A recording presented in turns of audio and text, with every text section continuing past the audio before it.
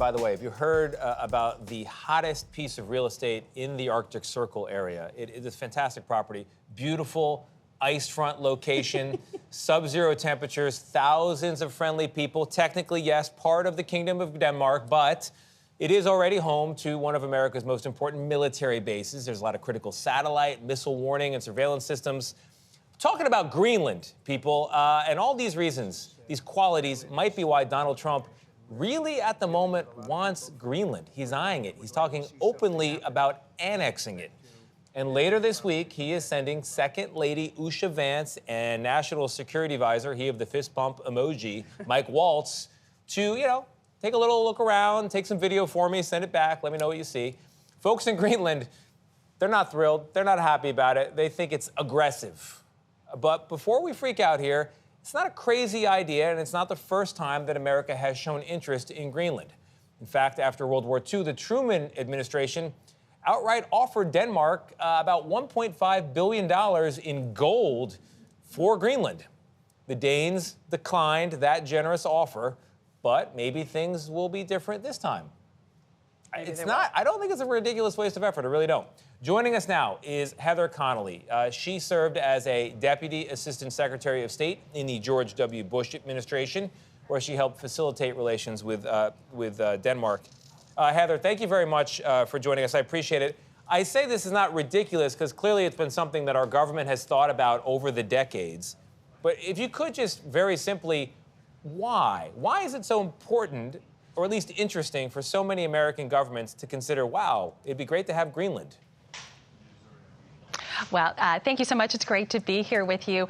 Yes, Greenland and the Arctic itself is so strategic for the United States. It helps protect us from Russian missiles. It protects our airspace, our maritime space. So this is really serious. It's important to America's security and as well as to our prosperity. So you're right. I think there's been 4 times in American history, even dating back into the 1800s, that we contemplated the purchase of Greenland. But the reason why Harry Truman didn't need to purchase it was that we were building towards the creation of NATO in 1949 and towards a bilateral defense agreement with the Kingdom of Denmark. So we got the security and the strength of purpose, but we did it through our allies, and that's really the important part here. Look, the Trump administration is absolutely right. The president is right. You're right. This is strategic for the United States.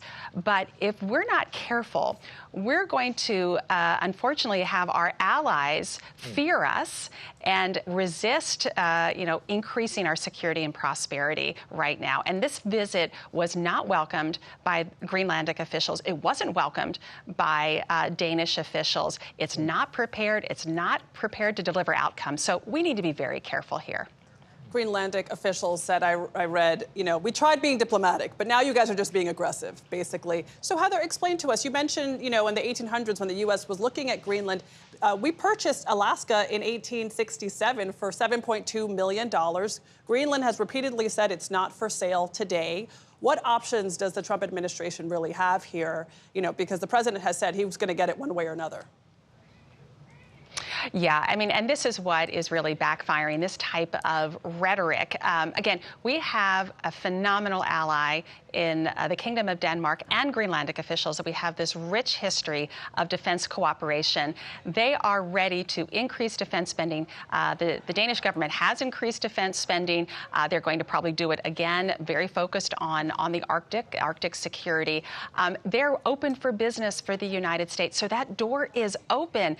But when we sort of drop in private visits, we use this aggressive language, now officials are saying, you're provoking us, you are threatening our territorial integrity, our national security. What is going on here? We're losing those opportunities. And so this so-called private visit, it's the worst timing possible. Greenland had elections on March the 11th. They're in the middle of forming a government. They'll hold municipal elections next week. Things are in flux. You can't accomplish anything right now. We want to accomplish things. We want to increase security. We want to be able to have America invest more in critical mineral development in Greenland. But you have to go through it with partnership. So it's a win-win outcome. Right now, we're looking at a zero sum, and we're going to get a lot of pushback from our allies that are fearing us rather than welcoming us to enhance our security.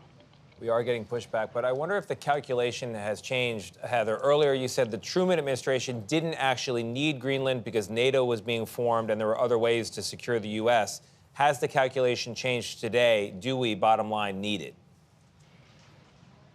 So it's important. We have it. I guess, Tony, that's the best way I can answer that. We have it. Now we need to increase our security. And where I see Denmark increasing their capabilities, more frigates, more sensors. I see the Canadians increasing their radar capabilities in the Arctic.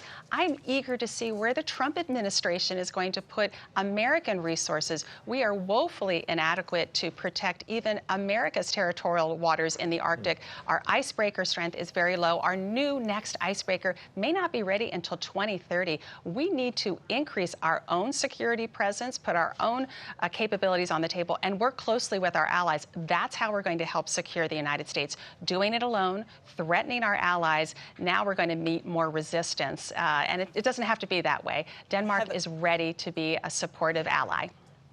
Heather Conley, thank you so much for your time.